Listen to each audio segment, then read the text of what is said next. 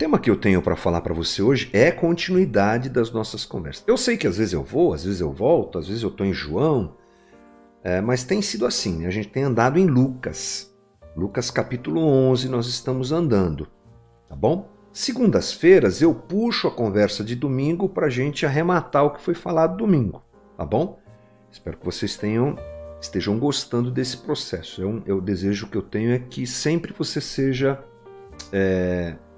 atualizado do que a gente falou no domingo e tudo mais, né? É uma maneira de focar um pouco mais. E aí, a gente está falando sobre reino de Deus em Lucas, utilizando um pouco Mateus, porque a gente explicou aqui que nós estamos em Lucas capítulo 11, onde Lucas fala sobre a oração do Pai Nosso.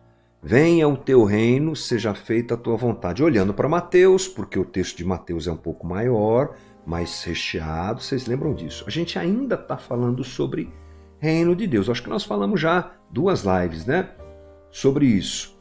A gente se lembra que o reino de Deus é alguma coisa que está presente no Velho Testamento. Vou dar uma geral aqui nas minhas anotações para a gente fazer uma introdução rápida do que eu vou falar.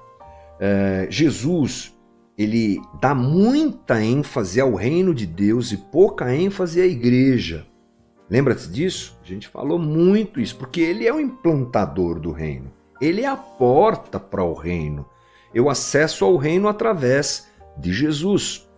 O reino que ele implantou e cujo reinado é dele. O reino de Deus é o exercício do reinado de Deus na vida daquele que se permite ser súdito de Jesus Cristo. Os teólogos latino-americanos, numa certa época, entenderam que era melhor a gente usar o termo reinado de Deus. Eu gosto. Reinado de Deus. Tem muitos teólogos brasileiros, latino-americanos muito importantes e muito bons, né, muito competentes na sua análise teológica. E a ideia de reinado de Deus é realmente melhor. Porque o que é o reino de Deus? O reino de Deus é o exercício do seu reinado na vida de quem quer. O reino de Deus, portanto, ele não é geograficamente localizado, lembra? Nós falamos isso, não está em uma igreja, não está em um local, Roma é o lugar. Não, não é Roma, não é lugar nenhum. Mas, ao mesmo tempo, são todos os lugares.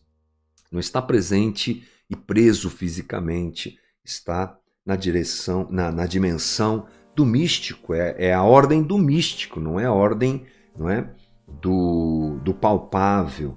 Ele se manifesta na vida daquele que se permite ser súdito do Rei Jesus.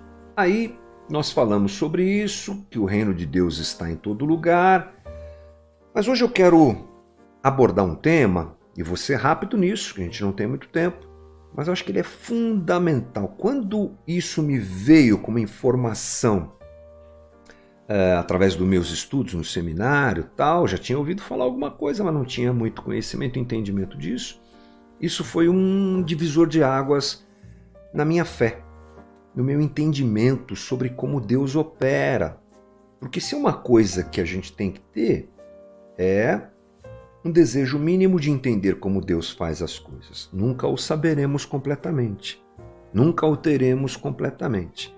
Deus está na ordem da transcendência, do além do nosso entendimento. Mas ele se revela, ele se apresenta. Então a gente estuda o texto bíblico porque o texto bíblico é a revelação de Deus. Diz meu professor de grego, Marcos Almeida, que a Bíblia é o código usado por Deus para falar com a gente. Então no texto bíblico você tem a revelação do que Deus quer fazer, o que ele fez e até do que ele fará e o que ele está fazendo. Está tudo lá. Quando a gente pensa em reino de Deus, a gente tem a ideia do além. Venha a nós o teu reino, seja feita a tua vontade assim na terra como é no céu. O céu citado por Jesus na sua oração é o céu da transcendência, é o céu da eternidade, né? É o céu do além, é o céu onde Deus está. Ele não é perceptível a nós, né? Senão de forma espiritual, né? Paulo diz que foi arrebatado até o terceiro céu, e os estudiosos dizem que o primeiro céu é o céu dos passarinhos e dos aviões. O segundo céu é o céu das estrelas, dos planetas, e o terceiro céu é o céu de Deus, é o céu transcendente, né? Jesus clama para que a vontade de Deus, que é perfeita nesse céu onde ele está, seja feita aqui. Já pensou comigo? Pense comigo que Deus não passa vontade, né? O que ele quer, ele faz, porque ele é Deus. No céu, nesse ambiente de Deus, tudo transcorre como Deus quer que transcorra. Aqui não. Não porque Deus não queira que as coisas transcorram bem aqui. O culpado do mal não é Deus. O culpado da maldade não é Deus. O culpado dos desmandos desse mundo não é Deus. O culpado disso é o homem.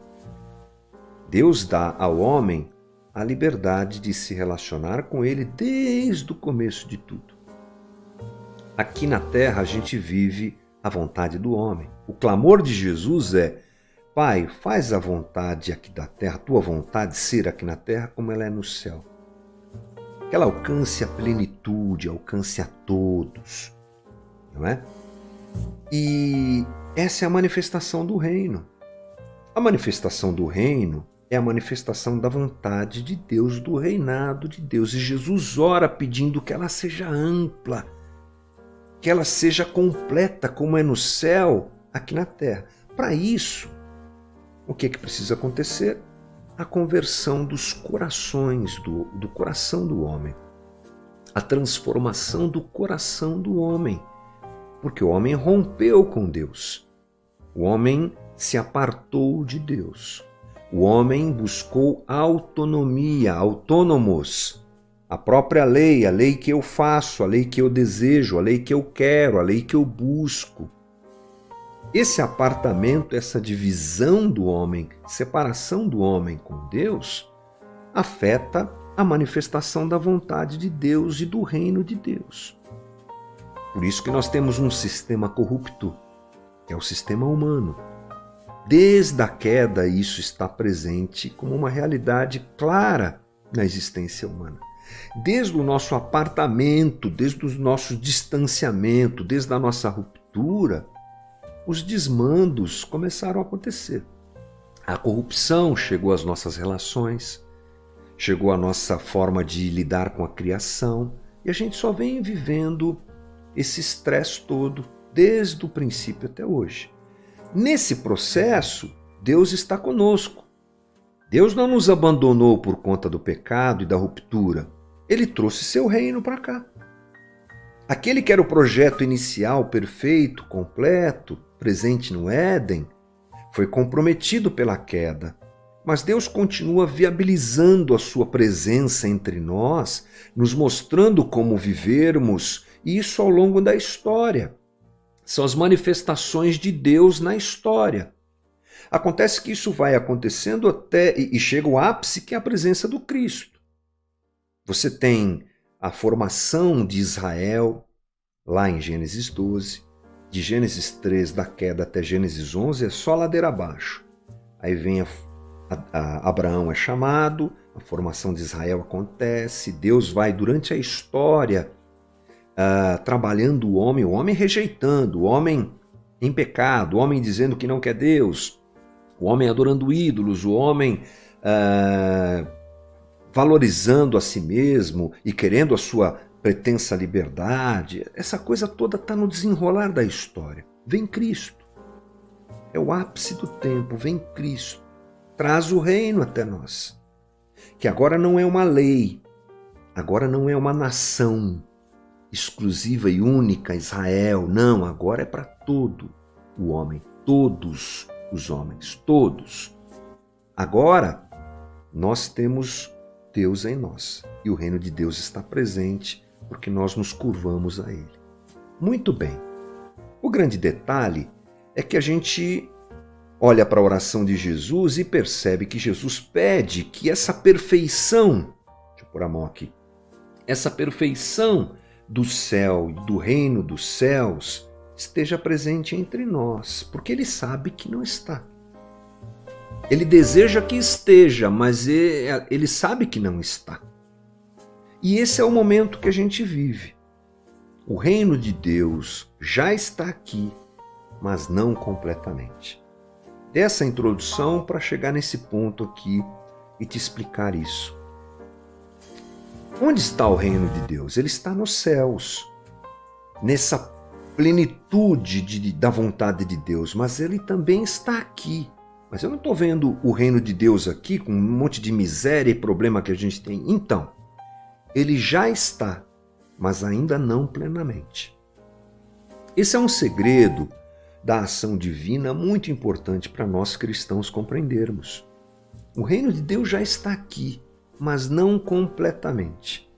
O reino de Deus já está presente. Nós vivemos esse momento histórico. Você tem...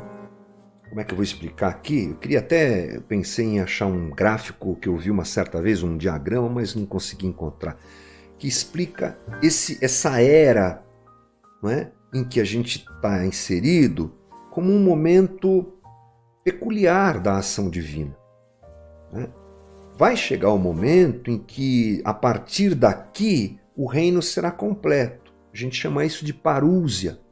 É a vinda de Cristo, é o estabelecimento da realidade completa do domínio de Cristo aqui. Mas até lá, a gente tem um reino aqui, mas não completamente. Um dos teólogos mais importantes em alguns aspectos ligados à arte, cultura, que é o Schaeffer, ele escreveu assim: os cristãos não são chamados simplesmente a dizer que um dia haverá uma restauração completa, mas que pela graça de Deus, sobre o fundamento da obra de Cristo, uma restauração verdadeira pode ser uma realidade aqui e agora. O reino já está aqui. Isso é aliviador. Isso é confortador. O reino de Deus já está aqui, gente. O céu já está aqui. Como? Porque o reino de Deus já está entre nós. Você quer ter certeza disso? Lucas 17, 21.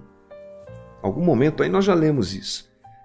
Quando é perguntado sobre isso, Jesus responde: não, vocês não podem imaginar que o reino de Deus está aqui, está lá.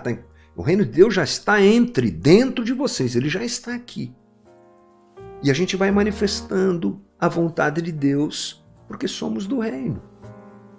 Por isso que o céu já está aqui. Em parte, sim. Não totalmente. Se estivesse totalmente, Jesus não teria dito: venha a nós o teu reino e seja feita a tua vontade. Se a vontade de Deus fosse plena aqui, Jesus não oraria assim. Ele sabe que não é. Ele sabe que nós estamos no mundo caído. Ele sabe que o mal ainda é uma realidade que a gente vai enfrentar enquanto esse reino pleno não chega. E às vezes nós cristãos, por não enxergarmos isso, não sabemos administrar essa vida que a gente tem aqui. Esquecendo que o reino de Deus já está aqui. Esquecendo que o céu é alguma coisa que já está presente entre nós. No meio do sofrimento, no meio da dor, no meio da tristeza, no meio da dificuldade.